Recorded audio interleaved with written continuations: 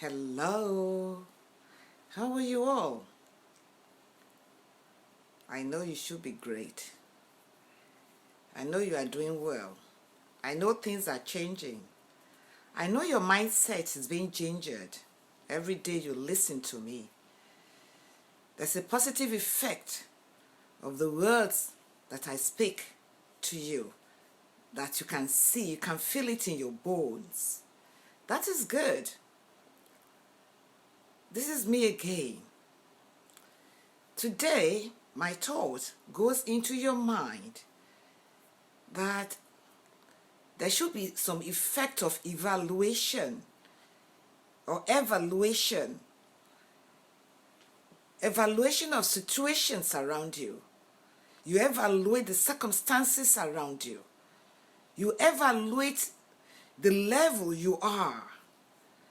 You make yourself vulnerable to sit down and evaluate what you are going through. To see if what you are doing is having effect in your life. If people around you are worthy of your company.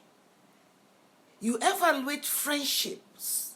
You evaluate relationships. You evaluate your job, your discipline. Is it worth it? You evaluate your accomplishment. Is it real? Is it really what you want? You evaluate a lot of things about yourself. That will give you a paradigm shift of what you are as at this time and what you are supposed to be in future, which you have already planned for yourself. Why? To fail to prepare is to prepare to fail. To fail to prepare is to prepare to fail. And you don't want to prepare to fail. That is why you want to sit like before. You analyze what you are going through. You set up some rules and regulations. You force yourself to obey it. Here is time to evaluate what you are doing. Are you on the right path? Have you deviated? Oh, no, I have not deviated. Are you achieving the goals? Can you see even the slightest change in your mindset? Before, your words are everything, failure. I can't do it. I can't achieve it. It's too big. It's too much for me. I can't go through that. No. That is too much for people like me. It's not for me. It's not for my level. I am just. Listen to that word. What do you do for a living? I am just a clerk. Or I'm just a housemaker. I'm just a housewife. I'm just this. I am just that. You are not. Evaluate the words that comes from your mouth. Have you started changing? You are no more saying you are just. Have you started seeing a difference in your approach? Have you started seeing a change, just the slightest change, the glimpse, the little bit of the light? You don't need to see the huge light coming in, but that little bit is enough to tell you you are on the right path. Evaluation of decisions that you've made. Is it getting some impact in you? Can you feel it yourself? Can you feel it yourself? I could see some time ago, about 5 or 10 years ago, I was so worked up in my life. Life was so hectic for me. And remember, life is not fair. Problems do not reign the poor. Problems with children, problem with relationship, problem with the job, problem from immigration, problem from this, a lot of problem. And I came down with blood pressure issue. And every time I could feel my blood passing through my vein. Remember, I'm a nurse midwife. and I have to go to the hospital. I made myself vulnerable to my doctors. My family physician, remember, they will do the justice they will do. They gave me tons of medications. About 12 or 14 I have to swallow every day. Then one day I told myself, is this how I'm going to live my life? Am I just going to be swallowing pills every time? There should be another way.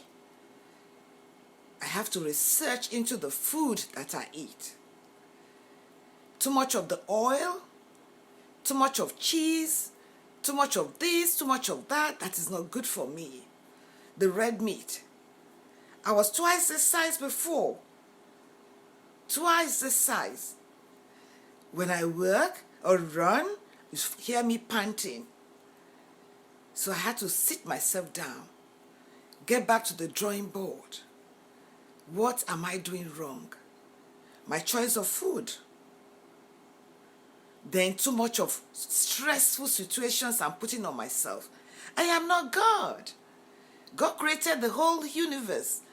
If you believe in him, if you don't believe in him, in whoever you believe, who might have created the world is being created by somebody anyway. But am I the father of everybody? No. Neither am I the mother of everybody. Even the children that I have, I am not their owner. I'm just a conveyor belt that brought them into the world. They were uniquely made, prepared for themselves. They have their own destiny. They have their own challenges. They are going to live through it. A lot of misconception. Oh, because I struggled in life, my children should not struggle. Says who? You do not fail. How will you succeed? It is through failure that you will going to succeed. Success is not cheap. You have to fail before you succeed. You have to go through successful failures. Then you work on the failure, then you succeed. Even if you are born with the gold plate, or you are born in affluence, you still have challenges to maintain that status quo. So I told myself, Pauline, wake up.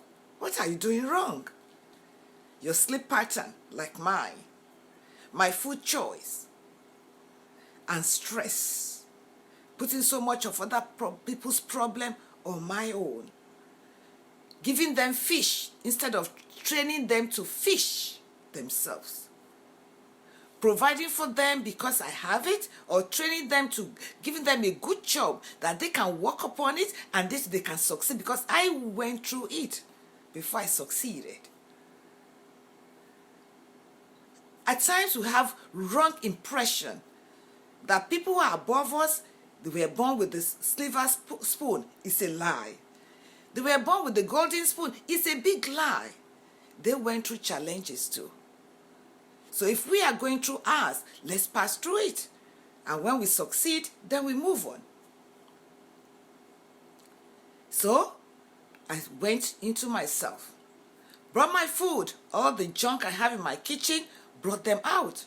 Started reading what those foods or those canned meals were made of. You could see the sodium chloride there, or the sodium level so high, lots of salt, which is not good for me. The oil content so much. Okay, listen. How can you be taking a medication to reduce the oil content, the cholesterol level in your system, and you are still eating 3 pounds or 3 kilograms of cheese per day? You are working against yourself. How can you not sleep for at least 5 to 8 hours a day and you expect your blood pressure to be same? So I started, how can you stop drinking water and you think your blood pressure will be good? No, it wouldn't. You need to dilute your body system. Remember, you are made of 70% of water anyway. And every day you excrete water through perspiration, through urination, through every route. You need replacement. Then I sat down, got my pen, started writing. I made a choice. Then I always say to myself, Pauline, do you want to live or die? Then I said, I want to live. So I passed through food. Live in America, I did. You eat so much. You have so much to eat. In Canada, yes, you have. But are they good for you? No. I have to reduce my size. I have to go back to who I was before. And gradually, since 2002, I started that line. And look at me. Now I'm good. My shape is good. My stature is good. I feel better. Ever since I even started this entrepreneurship program, that I'm always on my computer, focusing on how to do what I need to do, my blood pressure has gone down. My blood pressure has gone down. I have a lot in this brain of mine. I don't need to add more to it. I have a lot to give humanity. Because before I started this online entrepreneurship program, for 5 years, I was researching, day in, day out, learning. I have a lot to pay back. So how won't I evaluate what I'm doing? So I started. Choice of food, red meat, out. Soda, lots of soda, out. This out, that out. Less carbohydrate, more protein, more vegetables, more fruits. Lots of water. Time to relax. Time to chill out. Then I sat down with relationship, pen and pencil. Some people are in my life because they get from me. I'm their source. I'm their river of continuous flow. They are not ready to do anything by themselves. They do not believe they should work harder on themselves. You give them something to do. You open their eyes to this profession. You support them. You are holding their hands. They remove their hands. They just continue calling you. Oh no, I need this. I need that. And some people will never call you. You are the one calling them. Are they your friends? You use money to call them. Long distance, short distance, you call them. You visit them. In their mindset, they can never visit you. They cannot call you. You are the one calling them. Remember, I can be your best friend. You may not be my best friend. And when you are not my best friend, why are we friends? I spoke about it last week. Are you sure he or she is your friend? Are you really sure? Because friendships are in various shades. Evaluate your relationship.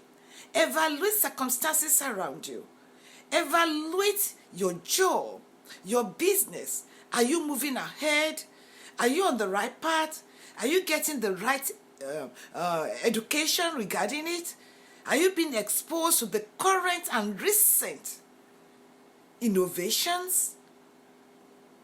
I think in 1999 or year 2000, I failed an exam, a nursing exam, board exam in America. And I thought the whole world would collapse on me. Somebody out of the blue saw me because I'm always radiant, happy, jolly person, speaking good things into other people's life. Not for now, from ages. Pauline, what's going on? I said, I flunked that exam. You know the question she asked me? Did you get the recent books made of that year to read and prepare? You know what I did? I did not. In the bid that I love my children more than myself, I went for the old books about 3 or 4 years older. I didn't even buy it in the big bookshops. I went to buy it in the used bookshop. Can you believe that? Why wouldn't I fail? He told me, no, you have to get the current textbook that talks about the diseases and situations in America as of that year. You have to get those books. Then when you read and prepare, you pass the exam. More so, the exams are not for older people like you. The exams are for the young ones that just left the school. So don't read into it. Just treat it on the face value. He was not a nurse. not even a doctor, not even in the hospital system. But he has an idea.